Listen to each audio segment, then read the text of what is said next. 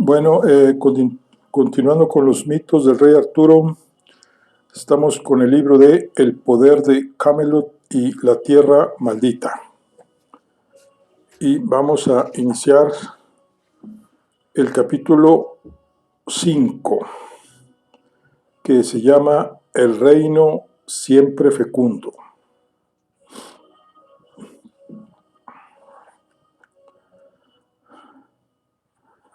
Bueno, el reino siempre fecundo. En la linde del bosque de Célibe, al sur de Caer Cuel, se extendían hermosos prados que anticipaban la bondad del clima y la fertilidad que bendecían la tierra por debajo de aquellas latitudes. No en vano la fronda señalaba el límite de la marca del norte con el fecundo reino de Listenois. En el corazón de las landas se alzaba una mansión fortificada, menuda, pero bien prestigiada, propiedad de un señor que no rendía cuentas ni a un lado ni a otro, sino que era amistoso con los pobladores de ambos lados de aquel territorio de frontera.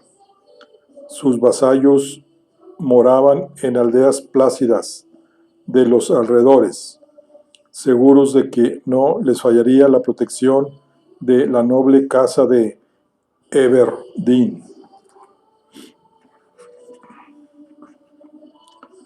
Desde lo alto de la torre de vigilancia advirtieron los vigías que hasta ahí avanzaban cansadamente por los senderos que bordeaban las landas un jinete, cuyo caballo arrastraba una parijuela, que portaba lo que podía suponerse una persona herida. Cuando los viajeros arribaron a la entrada del baluarte, la noticia de su llegada ya había recorrido el lugar de arriba a abajo, y las puertas se abrieron para dejarlos pasar por orden del señor Lorence de Everdeen. Se precisaba de honrar sin tacha alguna las leyes de la hospitalidad y del auxilio a los necesitados. Así fue como llegaron hasta aquel refugio Sir Balin de Northumbria y la doncella Eunice, que tendida en la parijuela se hallaba tan débil por causa de la mucha sangre que había dejado en el castillo de la dama leprosa, que no era capaz de articular palabra ni mantener siquiera los ojos abiertos.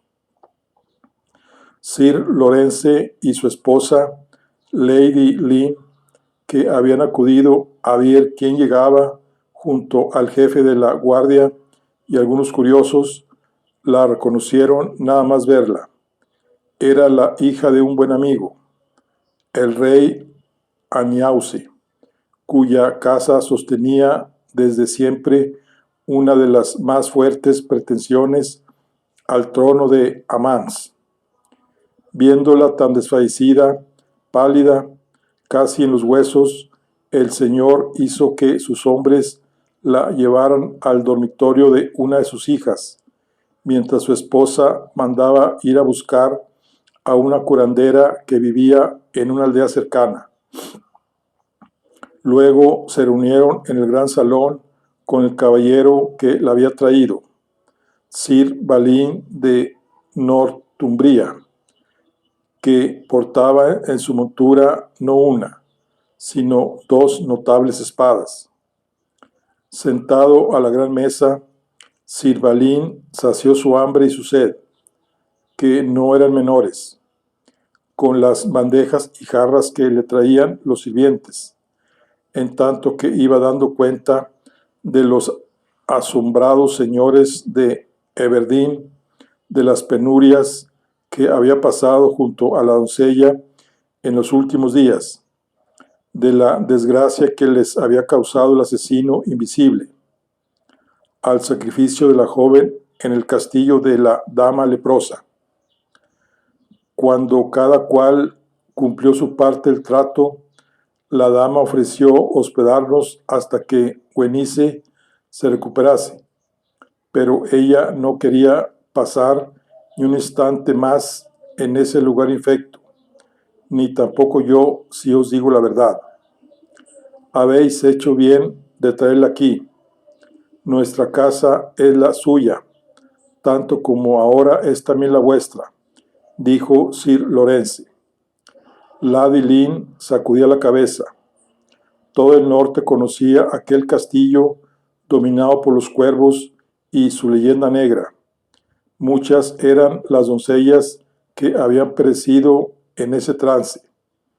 Había de ser muy fuerte Guernesey para haberlo superado con vida. En cuanto al caballero invisible, se estremecía solo de pensar que tal cosa pudiera ser posible. El gesto de Sir Balin se volvió grave cuando dijo: no me es posible acompañar a Eunice hasta su hogar, ahora que estoy tan cerca de mi destino, ni puede acompañarme a donde he de ir. Debe quedarse aquí, por mucho que no quiera, lo cual os aseguro que es así. El destino al que me dirijo ahora es el castillo de Covernic. Los señores cruzaron una mirada de turbación.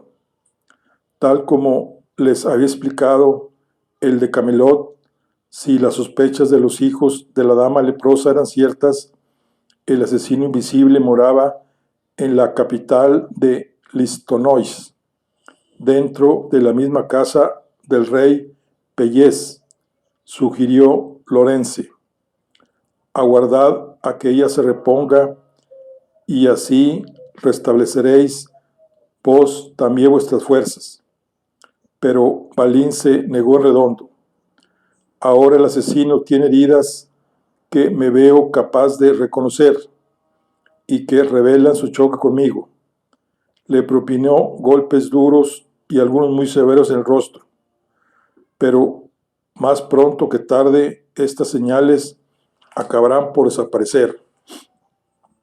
¿Os despediréis de ella antes de partir?, preguntó Lady Lynn, a quien no escapaba el fuerte lazo que se había establecido entre aquellas dos personas unidas solo por el azar y que nunca antes se habían visto. Sir Balin dejó la mirada perdida en la superficie brillante del vino que se disponía a beber mientras meditaba su respuesta. A todas luces le resultaría más fácil entrar en Covernic y hacer sus pesquisas si lo hacía por su cuenta y riesgo. Si el invisible se ocultaba en aquel lugar, estaría en peligro en cuanto pusiera los pies ahí.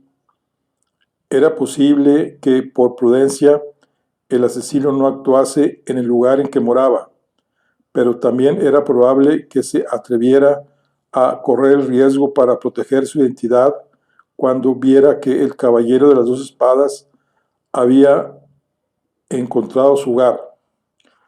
Como fuere, no era prudente poner a Eunice ante un peligro del que ni él mismo estaba seguro de poder salir airoso. Por otro lado, detestaba dejarla atrás después del coraje y la capacidad de sacrificio que había demostrado. Conociendo su carácter, sin duda se enojaría con él por sustraerle el placer de la venganza y haberse ido sin explicarse. Pero hablar con ella sería peor. Se resistiría con todas sus fuerzas a quedarse, y luego, como él la obligase, lo odiaría por siempre. Lo cierto era que no había opción. Por fin, en respuesta un tanto tardía a la pregunta de la señora de la casa, dijo secamente: no. Echó un trago ávido hasta ver el fondo de la copa.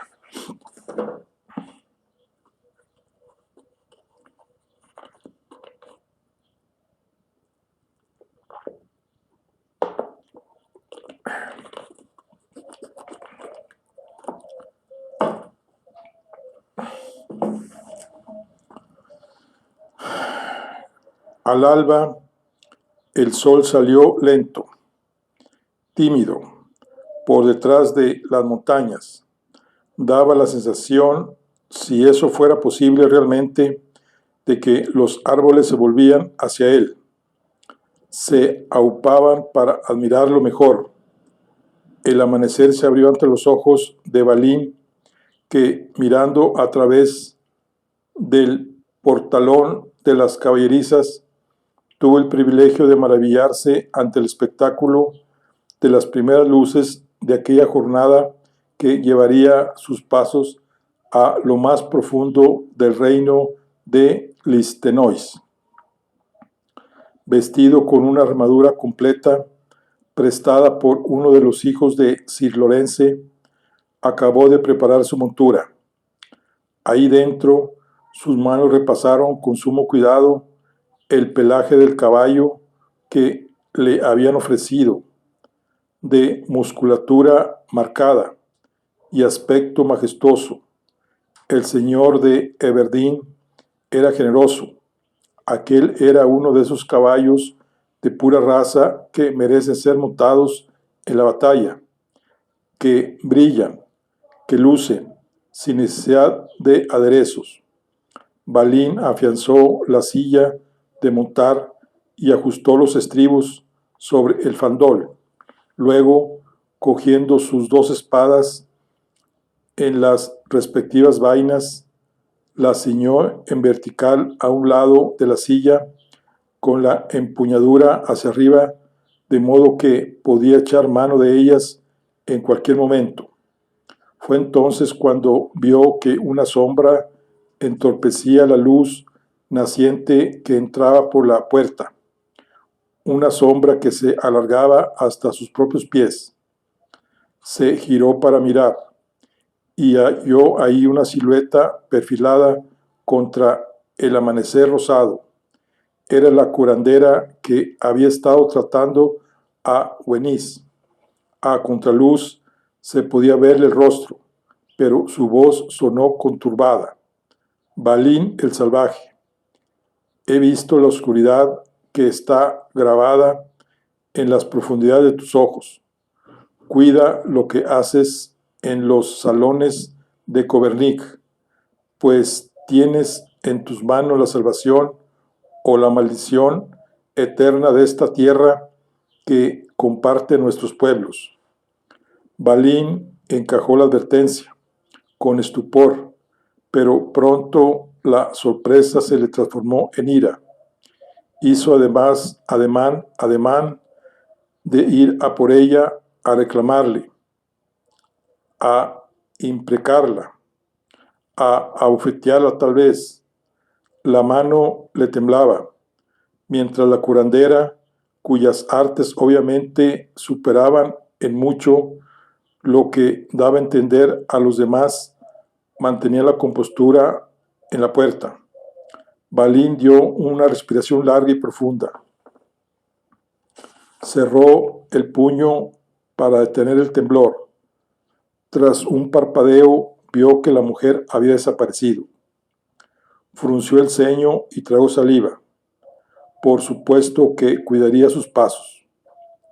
Sir Lorence y Lady Lynn lo aguardaban en el patio, flanqueados por sus hijos mayores. Llegando con el caballo, Sir Balín se despidió de ellos con un gesto breve de la cabeza y después montó. Ellos quedaron en silencio, esperando a verlo salir por la puerta y alejarse, pero el de Camelot permaneció inmóvil, sujetando las riendas, con la mirada perdida en las crines del animal, aunque en realidad estaba contemplando hondamente sus adentros. Bruscamente se apeó del caballo y entregó las riendas al señor de la casa. Sin medir palabra, ascendió las escaleras que llevaban a la puerta del edificio principal y se apresuró adentro. Cuando entró en los aposentos donde yacía lánguida la doncella Wenisi, la encontró despierta, escuchando los primeros trinos del día a través de la ventana entreabierta. Echada boca arriba, con los cabellos extendidos sobre la almohada, ella lo recibió con una nueva luz en el rostro. Balín se sentó en la cama a su lado. Me marcho a Corbenic. Ella tragó saliva. Aguardad, me voy con vos. Intentó incorporarse del lecho. Sir Balin hizo que volviera a echarse, negando con la cabeza. Debo vengar a mi hermano, musitó ella angustiada. Vuestra valentía es toda una lección que jamás voy a olvidar, pero sabéis que venir conmigo no es posible. Yo vengaré a vuestro hermano, confiad en mí. Wenís, testaruda, se liberó de él y se sentó en el catre. El caballero la miraba admirado y consternada a la vez. Haciendo acopio de fuerzas, ella se puso en pie, pero tan pronto como se vio erguida, se le fue la cabeza y sintió que toda la sala se agitaba a su alrededor. Le flaquearon las piernas y tuvo que volverse a sentar en el lecho. Sé lo que es añorar a un hermano, dijo el caballero, que hacía años que no tenía noticias de Balán y ni siquiera sabía si estaba vivo o muerto. Cuando blanda mis dos espadas frente al invisible, seréis vos en ese momento quien las empuñe. Tomó a Wenís de ambas manos, como si con ello recibiera por transferencia la identidad de la doncella, que luego él transmitiría a sus espadas. Y un instante antes de que muera, le haré saber que soy vos quien le quita la vida, y no yo, lo juro por mi honor. Y si faltase mi palabra, que no vuelva nadie a llamarme caballero de la mesa redonda, ni a mencionar mi nombre al lado del de Camelot. Maldito sea yo por siempre. Cogidos de la mano, el caballero y la doncella se contemplaban a los ojos con una mirada limpia que les atravesaba las pupilas. Se veían reflejados uno en los ojos del otro. Wenisi penetró en la humanidad escondida de Balín y comprendió que debía aceptar su juramento. Suspirando, volvió a tumbarse, agotada, y así supo Sir Balín que tenían un acuerdo. El caballero de las dos espadas se alzó, caminó hasta la puerta y desde el umbral se giró antes de salir para mirarla una última vez.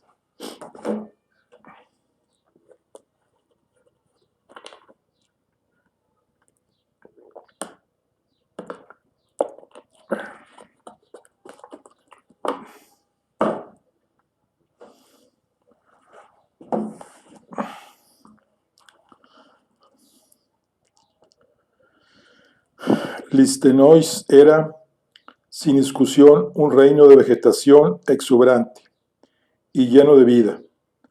Durante buena parte del trayecto hasta el castillo de Cobernic, Sir Balin recorrió caminos verdes y hermosos, sobrevolados por bandadas de aves cantarinas. Vadió ríos repletos de peces. Vio animales del bosque que no huían al encuentro con los humanos. Campos de cultivos colmados de frutos y hortalizas que eran recogidas por los campesinos. La existencia parecía fácil en aquel lugar, de clima amable, de tierra fértil, de gente gozosa, hasta tal punto que se preguntaba uno cuál sería el secreto de aquel reino. Qué contraste con lo que, según sabía, el caballero escondía en realidad. Al atardecer, el jinete divisó por fin la fortaleza de Corbenic, erguida en lo alto de un cerro a cuyos pies se extendía la villa del mismo nombre. Sir Balin detuvo su montura en un prado de violetas del que ascendía un olor dulce y admiró desde lejos el majestuoso castillo. Era una fortificación robusta que se presentaba altiva y elegante sobre la colina. Marcando la esbelta muralla se alzaban 4 torreones perfectamente alineados con los puntos cardinales, y en el centro de ellos la torre del homenaje, acabada en punta, alrededor de la cual se distribuían el resto de los edificios. Sir Balin espolió a su caballo para continuar por el sendero que serpentease, seguía las ondulaciones suaves del terreno en dirección a su destino. Según se acercaba a la villa, el caballero pudo ver que a los lados del camino aumentaba la presencia de buhoneros y gentes campesinas que se dirigían a la ciudad con ánimo jolgorioso, y que había un teatro de marionetas delante del cual se arracimaban niños y mayores. En aquellas fechas, según le habían dicho, en Ebedín se celebraba en el reino la fiesta de la cosecha. Cuando arribó a la villa, encontró las calles engalanadas y los lugares abarrotados, las calles arriba y abajo, olvidados de sus obligaciones habituales y entregados a las celebraciones. Los puestos de comida se diseminaban por las calles y las voces de los vendedores ambulantes se sumaban al trajín de personas. El pueblo de Cobernic se veía alegre y bullicioso. Al pasar junto a un callejón que se abría a un lado de la calle principal, distinguió en las sombras a 3 prostitutas, mujeres pintadas en exceso y con ropas lánguidas que dejaban al descubierto sus caderas, sus hombros y algunos de sus pechos, más de lo que era decente en la calle. Pasaban el rato charlando a la espera de la llegada de algún cliente. Sir Balin se detuvo, desmontó del caballo y, tomándolo por las riendas, se acercó a ellas. La más joven, de aspecto risueño, estaba jugando con uno de sus rizos, de pelo negro, cuando lo vio venir, y enseguida se adelantó a las otras para ofrecerse a él.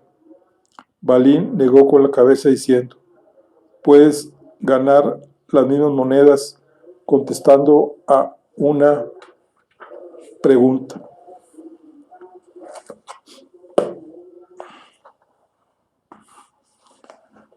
Las 3 se mostraron interesadas en el trato, reuniéndose al instante a su alrededor. Entonces Balin les habló de aquellos viejos rumores que en otros tiempos habían corrido por algunas partes no muy lejanas, rumores sobre sucesos inexplicables que más parecían invenciones supersticiosas sobre la ira de Dios o de un hechicero sin cordura, historias sobre un alma atormentada que vagaba por los caminos, cobrándose vidas sin nunca ser visto. Ellas, que a buen seguro conocían los entresijos de la villa, sus oscuridades, sus noches, habían visto o oído algo que les recordara aquellos viejos rumores. Según lo escuchaban, las 3 mujeres borraron la sonrisa imitadora de su rostro y adoptaron gestos medrosos. Cuando el caballero acabó, miraban de forma huidiza a los lados, temiendo ser vistas con aquel hombre, sumidas en un mutismo absoluto. Las 2 que se habían acercado más tarde se dieron la vuelta y se apresuraron para alejarse por el callejón. Solo la joven, con su pelo rizado, quizá quedó ahí, cabizbaja, decidiendo su siguiente movimiento. «Tengo que alimentar a mis hijos», confesó, llevando la vista al fardo repleto de viandas que colgaba del cuarto trasero del caballo. Balín descolgó el fardo y sacó de él queso, pan y tocino. Se lo guardó, esperando a que la joven morena hablara. Mucha gente aquí sabe, aunque no lo dirá nunca, que en los senderos de los bosques se mueven sombras que no son de ninguna bestia, y que algunas noches se oye relinchar y galopar a un caballo por estas mismas calles, aunque nadie ha visto ni al corcel ni al jinete. Sirvalí le entregó la comida, que ella tomó en los brazos, agradeciéndola con un gesto de la cabeza.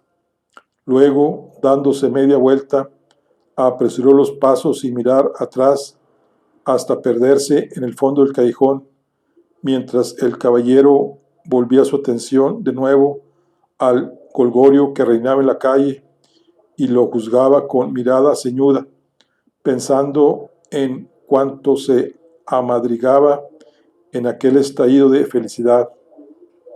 Otra vez, a lomos de su caballo, Sirvalín se dirigió al castillo.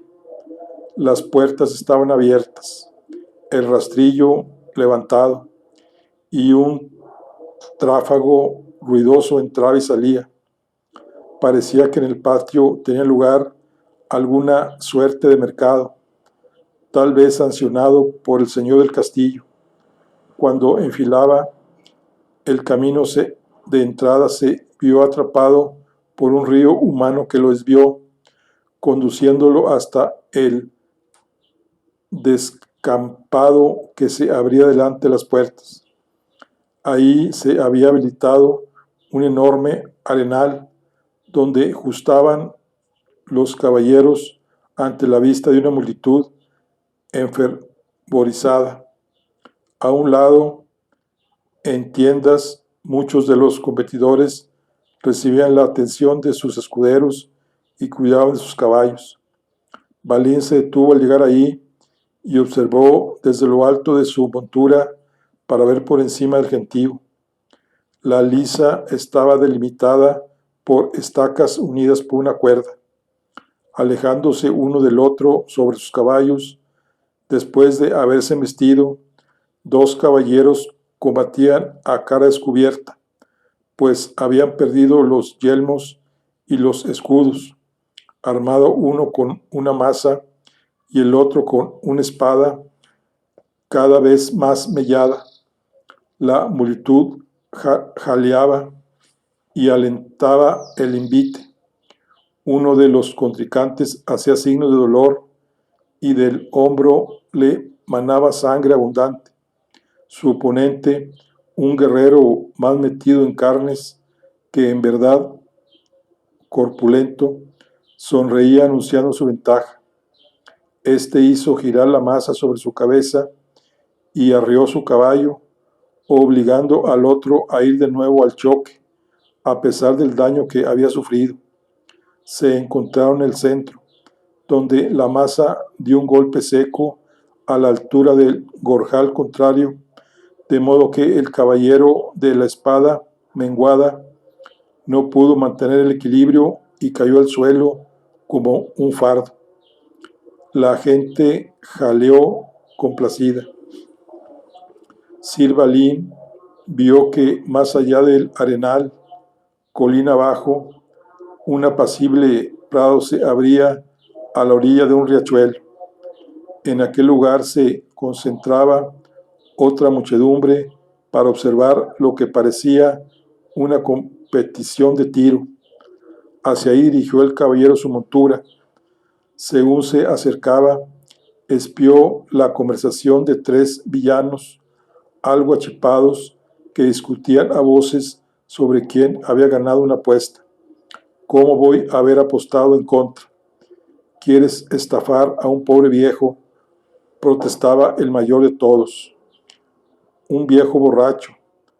Decías que no podría hacer 10 dianas seguidas. ¿Cómo iba a decir eso? Jamás le he visto fallar un blanco. Dejándolo atrás, Balín llegó hasta la competición de tiro y bajó del caballo, que sostuvo por las riendas. El lugar estaba repleto y los espectadores se situaban detrás de los tiradores o a buena distancia, quienes miraban desde los lados. Desde donde Balín se encontraba, un poco más lejos, no pude distinguir bien a los competidores. Eran dos, uno más menudo y otro de mayor envergadura, con una llamativa barba pelirroja. Las dianas se encontraban a unos 50 pasos de distancia. El tirador menudo había fallado el último disparo. El pelirrojo se preparaba para su último tiro, que lo proclamaría ganador si conseguía la diana perfecta. Se quitó con parsimonia la capa que portaba en torno a su pecho y la dejó en el suelo. Caminó unos pasos hacia la diana y luego los retrocedió sin desviarse ni un ápice. Miró una bandada de estorninos que piaban, persiguiéndose unos a otros en el cielo azul, y después contempló las copas de los árboles levemente agitadas allá en lo alto por la brisa. A su lado, su contrincante comenzaba a sudar. Después de todas estas observaciones, el pelirrojo cogió el arco, lo cargó con una flecha, lo tensó con tranquilidad y apuntó. Balín vio que los observadores más cercanos murmuraban un comentario que iba corriendo entre la gente. Ha cerrado los ojos. Un tiro ciego. Oyó finalmente que decían los que tenía más cerca. El pelirrojo destensó el arco, molesto por el murmullo, y abrió los ojos. Al darse cuenta, el gentío fue callando de nuevo hasta que el rumor se convirtió en silencio. Entonces el arquero estiró la espalda para desentumecerse, jaló la cuerda con 3 dedos hacia su cara, relajó el brazo, levantó ligeramente el codo y apuntó. Otra vez cerró los ojos. La muchedumbre, admirada, contenía el aire. El arquero dejó salir el aire de su boca y al mismo tiempo soltó la flecha.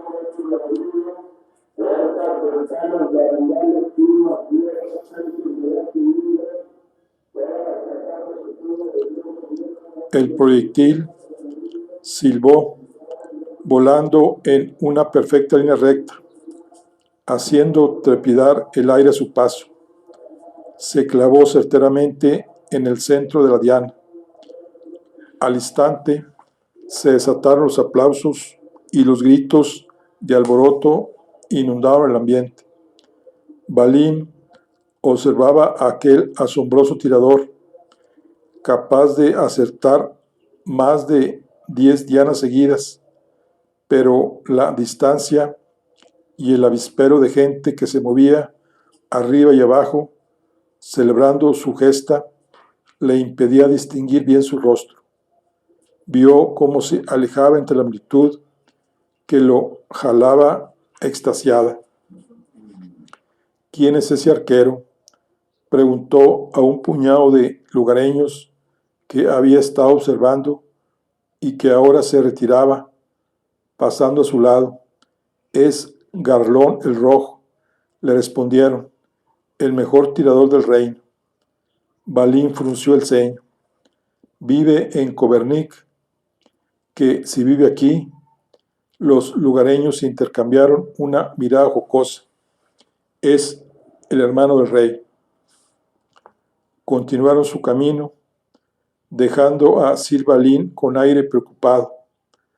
Cavilaba el caballero sobre la casualidad o no de que aquel tirador portentoso, reconocido por su habilidad con las armas de proyectil, fuera el hermano del rey Pelles de Listenoise.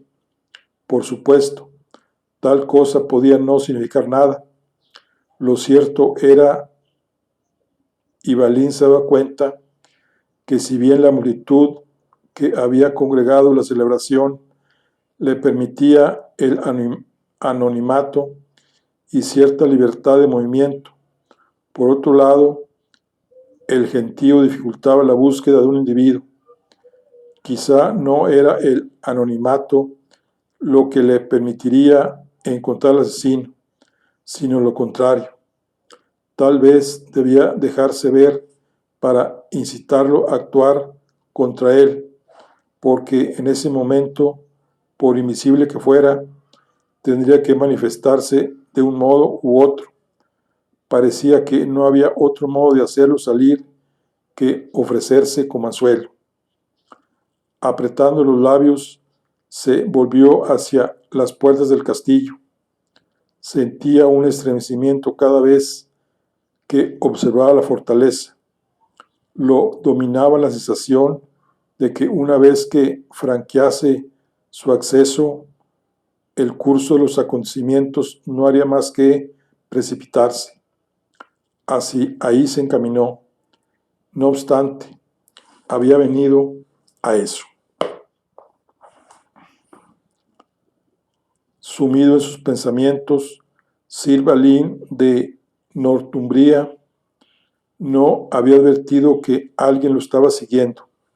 A él también. Desde que arribara a Corbernic, a la sombra de un árbol, situada entre el arenal y el campo de tiro, unos penetrantes ojos femeninos brillaban intensamente, clavados en él a distancia, estudiándolo sin pestañear apenas.